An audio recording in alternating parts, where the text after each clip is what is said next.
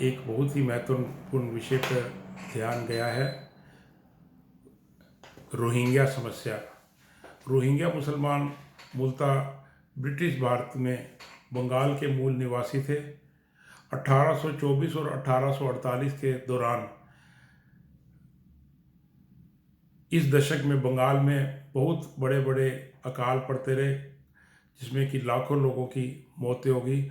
अंग्रेज़ों ने इस समस्या से निपटने के लिए इन रोहिंग्या लोगों को अराकान हिल्स, जो कि उस ज़माने के बर्मा में बसा दिया।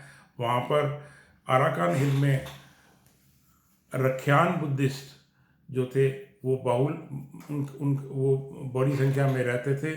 रख्यान बुद्धिस्ट जो थे वो मेजॉरिटी में थे। यहाँ पर हिंदू भी रहते थे, लेकिन उनका अनुपात काफ़ी कम था। जिनकी संख्या काफ़ी कम थी, रख्यान से जो थी, इसको अराकान हिल्स भी बोलते हैं।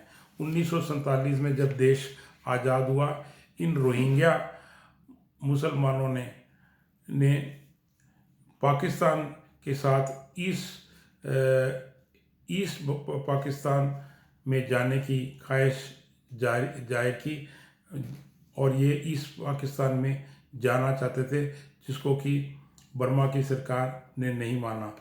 1947 में से लेकर 1947 के बाद 1942, 1947, 1978, 1992, 2015, 2016, 2017 तक इन रोहिंग्या लोगों ने पूरे बर्मा के अंदर बहुत ज़्यादा उत्पात मचाया, खून खराबा किया, वहाँ का लोगों का जीना दूभर कर दिया। बौद्ध धर्म के जो धर्मावलंबी थे वो शांति प्रिय थे। वो इनकी हर बात को 40-50 साल काफ़ी ज़्यादा उन्होंने बर्दाश्त किया, जबकि ये जो रोहिंग्या लोग थे, इन्होंने रख्यान पर्वतों में और अराकान हिल्स में काफ़ी ज़्यादा उत्पात मचाया। इन्होंने रोहिंग्यार सॉलिडेरिटी ऑर्गेनाइजेशन SRO खड़ा कर दिया। हिजबुल इस्लाम, हिजबुल मुजाहिदीन, रोहिंग्या मुजाहिदीन। 1970 के बाद रोहिंग्या सेपरेटिस्ट मूवमेंट बर्मा के अंदर खड़ी कर दी, और रख्यान स्टेट में ये अलग देश बनाने की मांग करते रहे।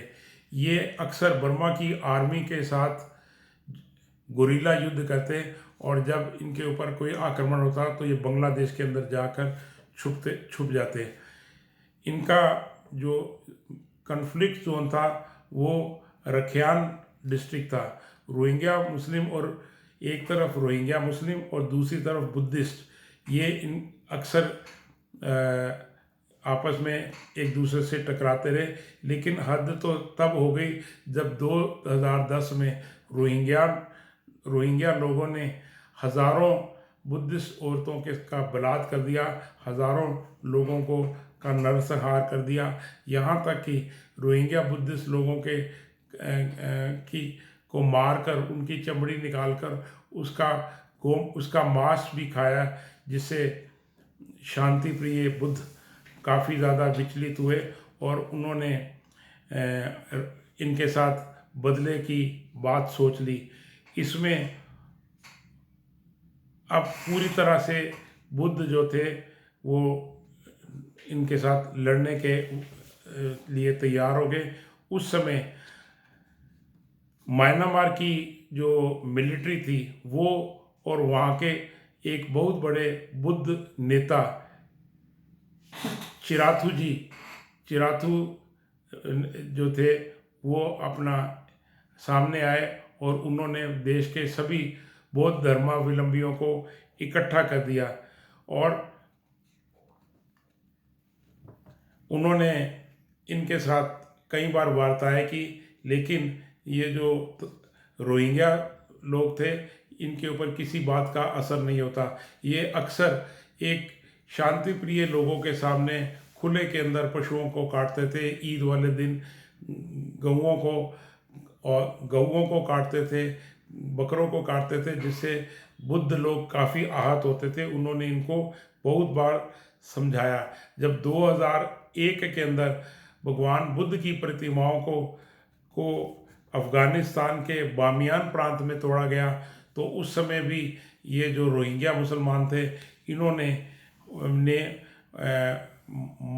ने मौन स्वीकृति मुल्ला उमर को दी, तालिबान को दी। लेकिन ये जो गुबार था, ये जो गुस्सा था रोहिंग्याओं के प्रति बर्मा के अंदर, म्यांमार के अंदर, ये दिन प्रतिदिन बढ़ता रहा। बहुत धर्मावलंबी जो थे वो बदले की भावना से दिन प्रतिदिन उन्होंने तैयारी कर दी।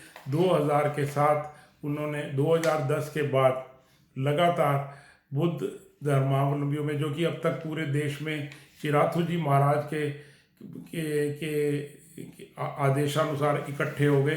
उन्होंने पूरे अराकान प्रांत के अंदर लाखों हजारों रोहिंग्याओं को मौत के घाट उतार दिया गया। उनकी मिलिट्री ने भी उनके पूरा बुद्ध लोगों का साथ दिया। दिन रात खून खराबा चलता रहा, जिससे कि आखिर के अंदर 7 लाख से ज़्यादा रोहिंग्याओं को बर्मा से भागना पड़ा। और एक ही दिन में 7,50,000 लोग बर्मा छोड़कर, म्यांमार छोड़कर बांग्लादेश, इंडोनेशिया, थाईलैंड, फिलीपाइंस की तरफ भाग खड़े हुए। उसके बाद ये आक्रमण और बढ़ते गए और 3,56,000 लोगों ने बर्मा को छोड़ दिया। उसके बाद 2015 में ऑंग सुन सी की, जो कि वहाँ की प्रधानमंत्री बनी, उसने भी बर्मा की आर्मी का, म्यांमार की फ़ौज का, वहाँ की प्रधानमंत्री ने और वहाँ के बुद्ध लोगों ने साथ दिया। सब ने मिलकर एक इकट्ठी रणनीति बनाकर म्यांमार से रोहिंग्याओं को बाहर निकाल दिया गया। ये जो रोहिंग्या थे, इन्होंने एक 30 से 40 साल के अंतराल में 1942 से लेकर 2010 तक लगभग 66% आबादी इन्होंने अराकान की पहाड़ियों में बढ़ा ली। इनकी आबादी का अनुपात इतना तेज़ी से बढ़ने लगा कि वहाँ पर ये दिन रात उत्पात मचाते रहे। उसका नतीजा ये हुआ कि 2010 से लेकर और 2015 के 17 के अंतराल में रोहिंग्याओं को निकाल दिया गया। ये रोहिंग्या जो लोग थे, ये आज 4000 किलोमीटर दूर से चलकर भारत के अंदर लगभग 1 करोड़ की संख्या में ये भारत में पहुंच चुके हैं।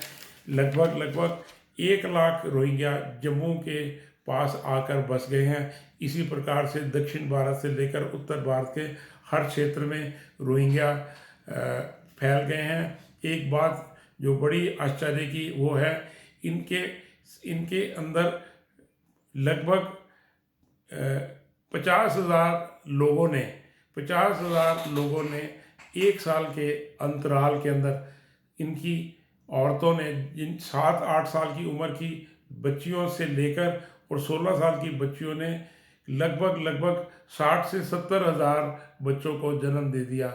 यदि इसी तरीके से ये अपनी आबादी बढ़ाते रहे तो ये भारत को बर्बाद कर देंगे। मैं भारत की सरकार से अपील करूँगा कि इन रोहिंग्याओं को पूरी तरह से देश से निकाला जाए, नहीं तो आने वाले दिनों में जो उत्पात इन्होंने बर्मा में, म्यांमार में मचाया था, वो भारत के सभी हिस्सों में मचाकर भारत को ये बर्बाद कर देंगे। और ये तोड़फोड़ की राजनीति करने वाले लोग हैं, इनको फ़ौरन भारत से निकाला जाए। जय भारत।